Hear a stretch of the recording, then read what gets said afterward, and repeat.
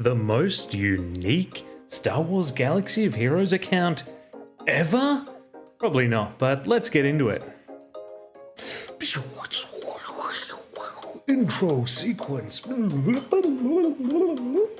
Hey, welcome back. Now, a little while ago, made a video about 10 things you should do as a new player, and that was on this account. My new alt account, Stay at Home Fish, formerly Fish to Play. This account was originally just going to be a level 1 to 85 account that allowed me to experience the new player journey and see if I can give any advice about what to do, where to go, sorts of teams you want to be doing. And I was going to be making this account with an Executor rush in mind, farming towards the Executor and then making an Executor guide. That was really not fun and quite boring. So I sat with myself, quill and ink pot in hand, as a sunbeam shone on me through the window. I started coming up with ideas as to how to change it up, what to do differently, and how to actually have fun in Star Wars Galaxy of Heroes on this new account, making me want to keep it going up to level 85 rather than it just being an experiment. And what I came to was, why not change it from an Executor Rush account to an Assault Battle account? Do something different that I haven't done before, and farm specifically at one team that can do at least Challenge Tier 1 of every Assault Battle before moving into bigger and better teams and doing different journey guides. I thought the Phoenix is good for 2, Imperial Troopers is good for 2, Galactic Republic Jedi is good for 2 if you use Master Qui-Gon and Padawan Obi-Wan. And then you can get a First Order team for Places of Power and a Tusken team for Fanatical Devotion, meaning you don't have to invest quite as many Chirotechs into the Inquisitorius to be able to get those rewards. And that was an interesting idea, and I was pretty into that, and then I decided to take it one step further. Why not impose a challenge onto myself? Free to play just isn't challenging enough anymore. I need a bigger challenge, and I've decided no journey characters, no solo journeys, no Galactic Legends, and no guild journeys. So I can't get Wat Tambor. I can't get General Kenobi or Han Solo. Galactic Legends are off the table. Grandmaster Yoda, the Chimera, Padme, Chewbacca, General Skywalker, all of these characters are now banned on the account. What would an account like that look like? What would they go for? What would they work towards? And I think that is what we're going to be doing with this account going forwards. We're going to be playing this game as if we have no access to journey characters whatsoever. And I'm excited for it.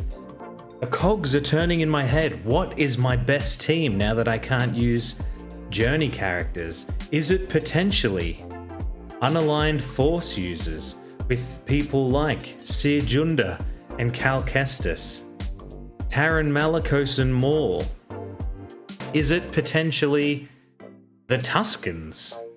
He must be hidden behind my head here, with their 3v3 Omicron and their 5 Omicron. Is it maybe Imperial Remnants with Dark Trooper Moff Gideon?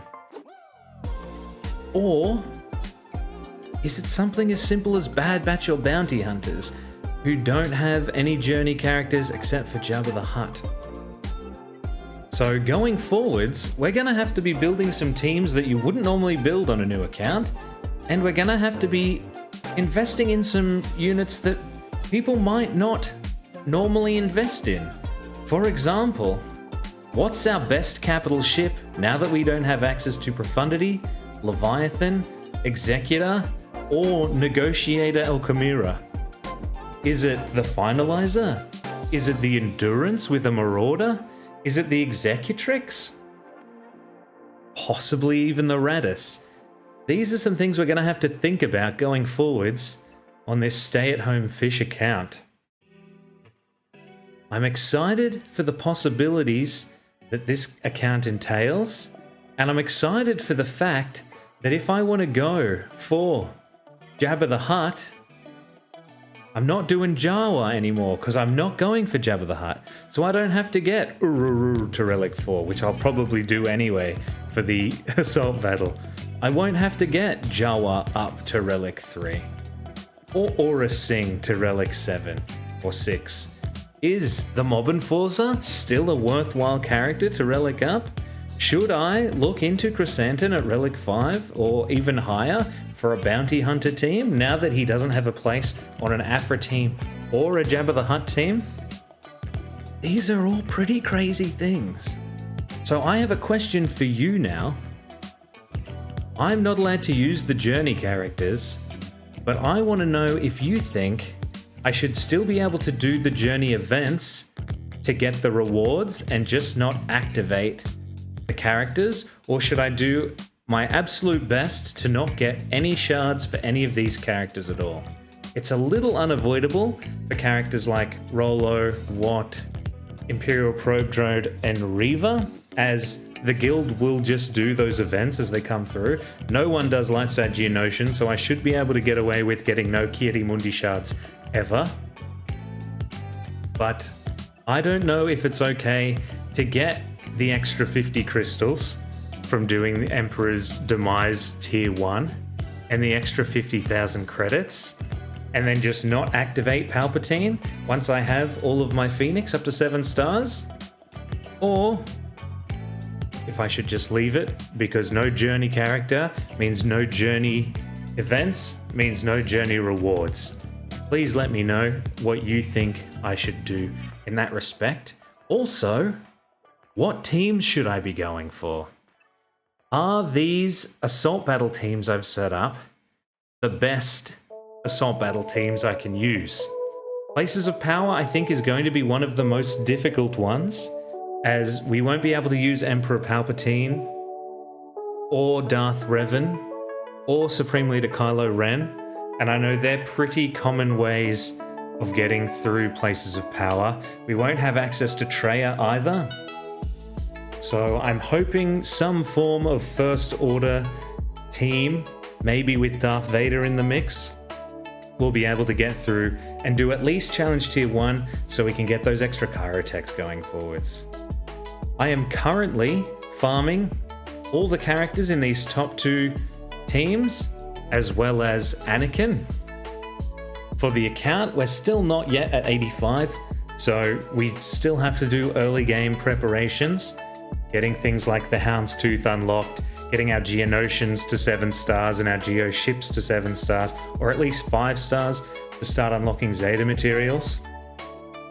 But I'm thinking Qui-Gon, Master Qui-Gon and Padawan Obi-Wan might be some of the earliest characters that I start farming in the Cantina, even before they get accelerated, because I believe the extra credits we get for that Assault Battle and the opportunity for them to participate in Ground War and really help out is too good to miss out on.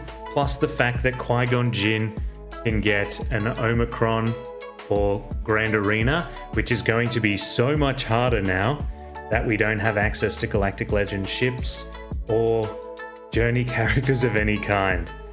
So Omicrons are going to have to carry this account all the way through. Maybe the TIE Pilot Omicron, the First Order TIE Fighter Pilot Omicron is one of the first ones we grab. Maybe we get the Tusken Raider Omicron for 3s nice and early. Potentially Captain Rex and Qui-Gon Jinn could be in the first 5 Omicrons we do. So tell me what you think about this account, this idea, if you've heard of anybody else doing this, if you're doing this yourself, or if you've got any advice for me on this journey. Thank you for watching, and I'll see you next time. See ya!